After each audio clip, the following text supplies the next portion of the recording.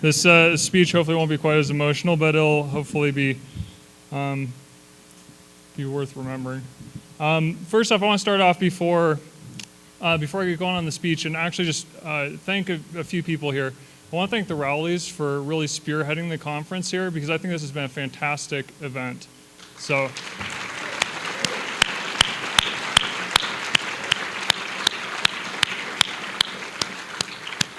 And in addition to so many people in the foundation that have just given their time, I also want to take a second and thank the AV team over here for actually making everything work for us, so they can actually.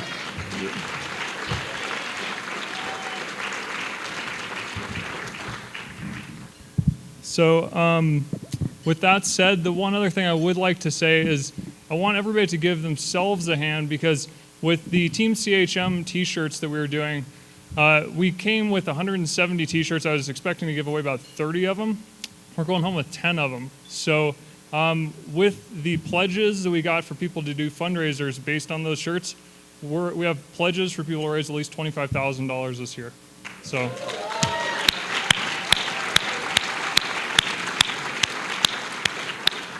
And many of those people are first-time fundraisers, so this is going to be a really awesome next year for us. So, all right. So Seth, if go ahead. So it's my honor to be able to speak with all of you tonight, especially because of the incredible place that we find ourselves today, with the cure for choroideremia finally within reach. Where we are today is a testament to the fact that anything is possible. If you were asked to consider the greatest explorers of all time, those who shoved off into the unknown and returned with an understanding and knowledge of the world that would alter the course of their lives and history of their society, I suspect a good many folks would place Christopher Columbus near the top of that list. As we all know, Christopher Columbus set sail in 1492 from Spain with 3 ships, the Nina, the Pinta, and the Santa Maria.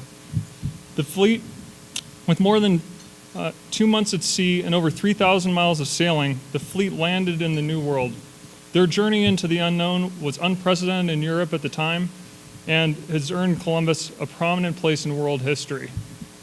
Yet 1,100 years before Columbus set sail, Polynesian explorers journeyed into the unknown.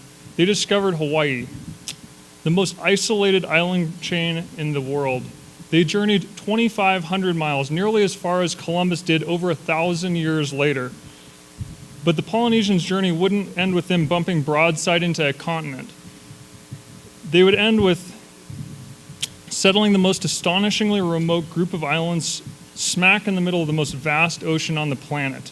Early Hawaiians regularly traded with people in Polynesia, demonstrating an unsurpassed navigational ability and a courage to set out into uncharted waters.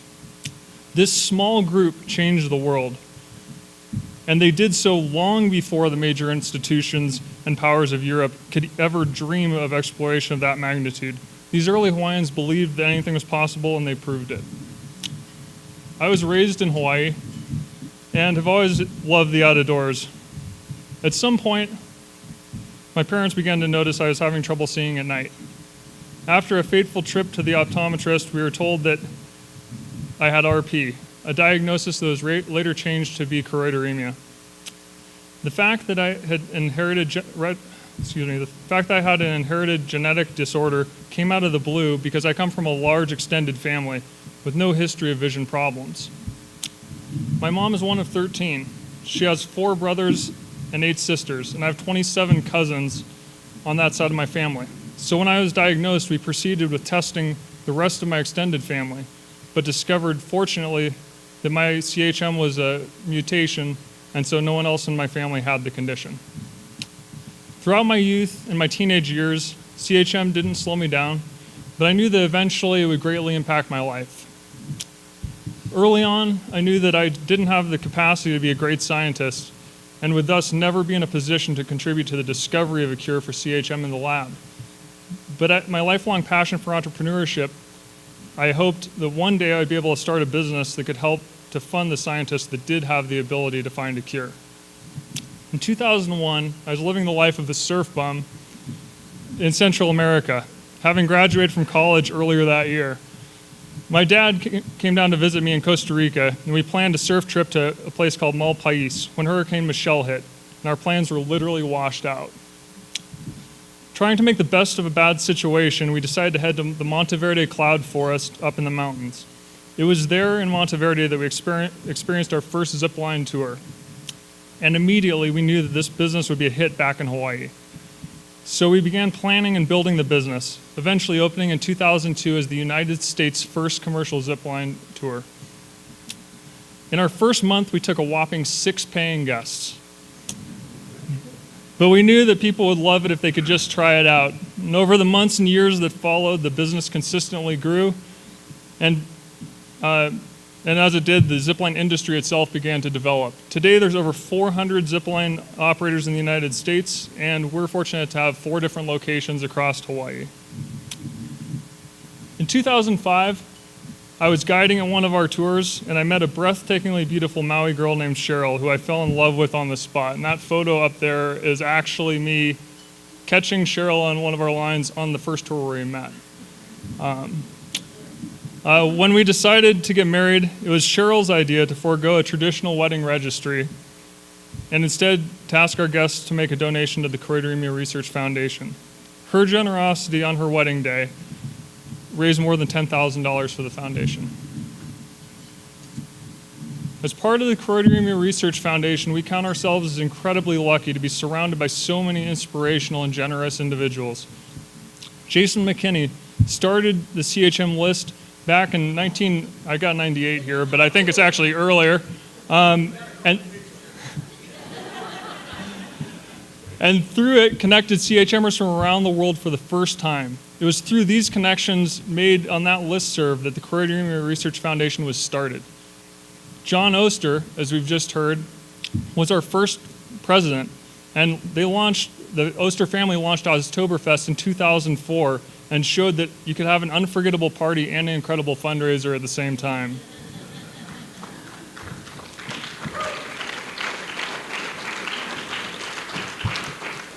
E.J. Scott, as we watched that incredible documentary, raced 12 marathons in 12 months, and in the process raised a huge amount of awareness and critical research funds. Our incoming president, Chris Moen, and his wife, Elise, host a wine party each year that continues to grow and has become one of the marquee events benefiting the CRF. Cory MacDonald, the friendly voice that everyone hears when they first call the international headquarters of the Choroideremia Research Foundation, hosted the second ever fundraiser at the CRF, which, as you might guess, was a beer tasting. And his years as the president helped to set the course of impressive growth that our group has seen. Randy Wheelock is a force of nature. His tireless efforts to work with the FDA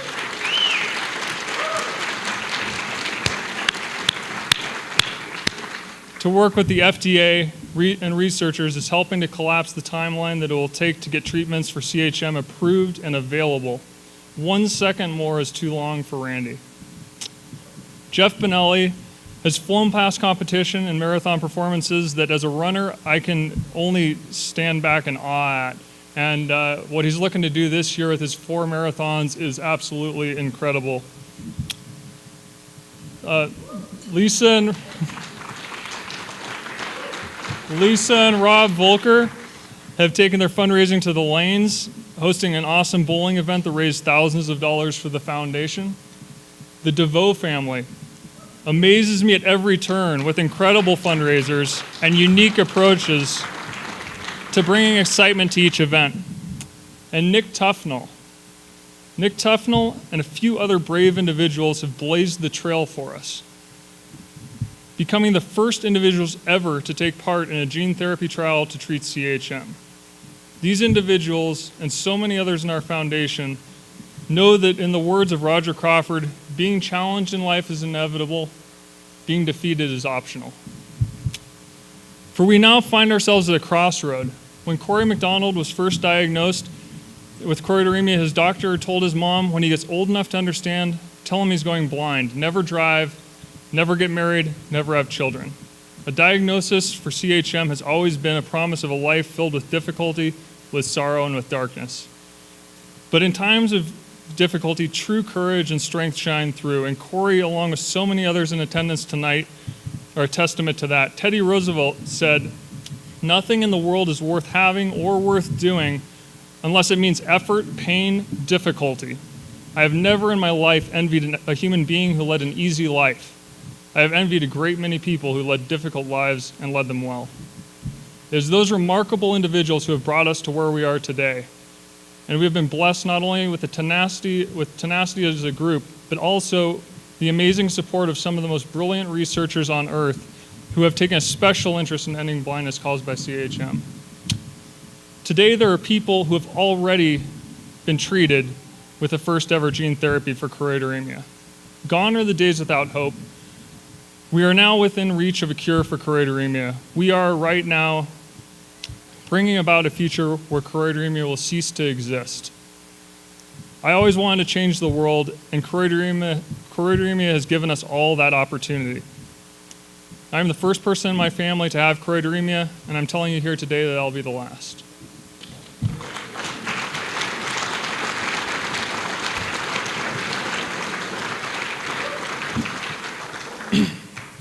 Because I know that our individual efforts make a profound difference in our fight to end blindness caused by choroideremia.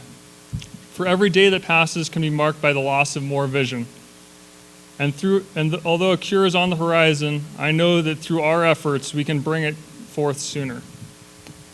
The Ironman Triathlon slogan is "Anything is possible." And when a person first considers what they must complete in order to do a full Ironman, these words must run through their minds, or else they would never reach the starting line.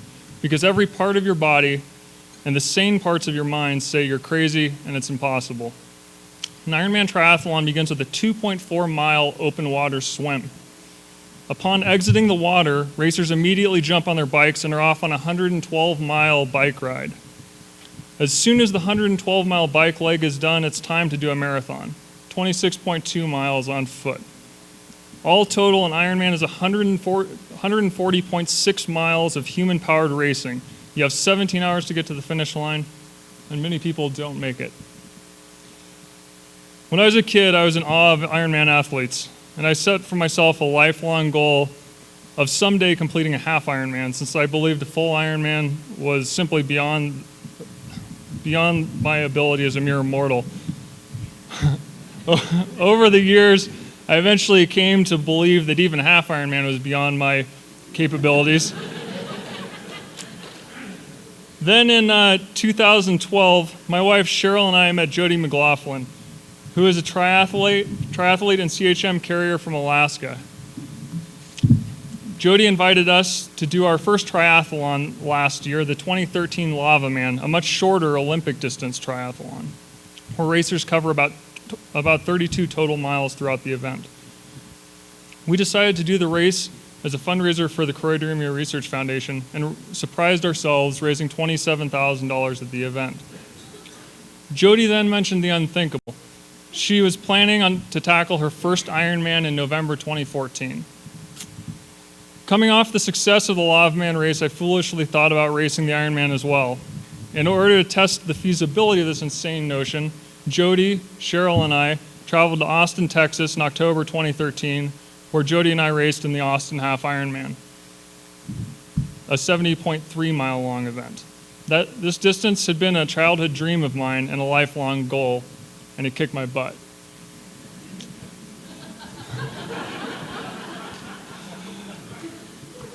But I survived, and so we went ahead and registered for Ironman Arizona 2014.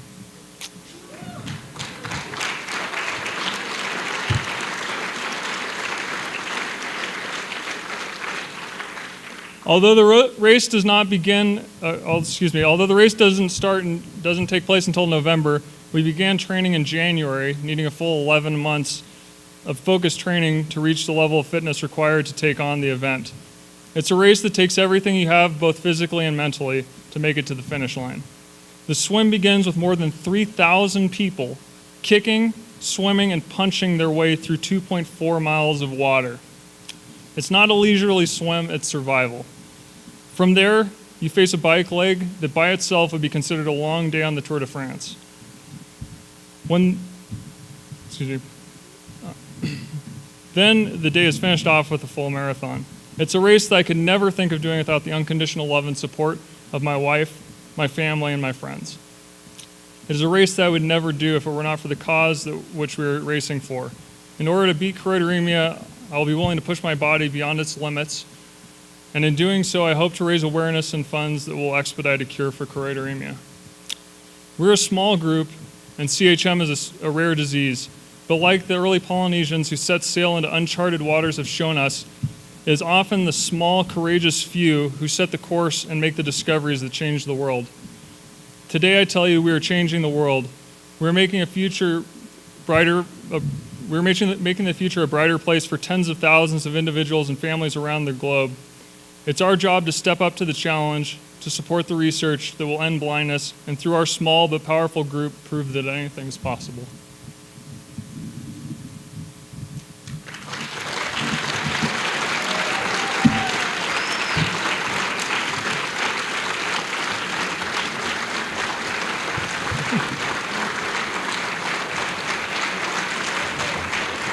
Thank you.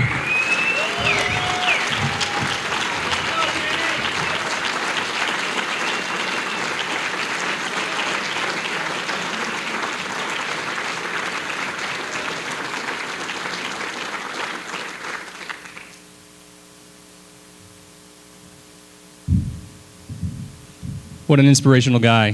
Danny is certainly one of my inspirations and one of the people that continues to drive me forward. I don't want to take up very much more of your time. I want you all to enjoy the rest of the evening and closing off this conference and have a little fun. So I thank you all for coming to our 2014 conference. I have heard over the last couple of days people use a few words, and those words are things like energized, excited, motivated. In previous years after the conference, life kind of gets in the way after we all leave, and a month or two goes by and that energy goes away. I hope that with the efforts that Team CHM has made here and the excitement that I hope we're generating from this conference, that we can continue that excitement and motivation moving forward. So I hope that you all will continue to stay in touch, stay involved, stay connected with the foundation.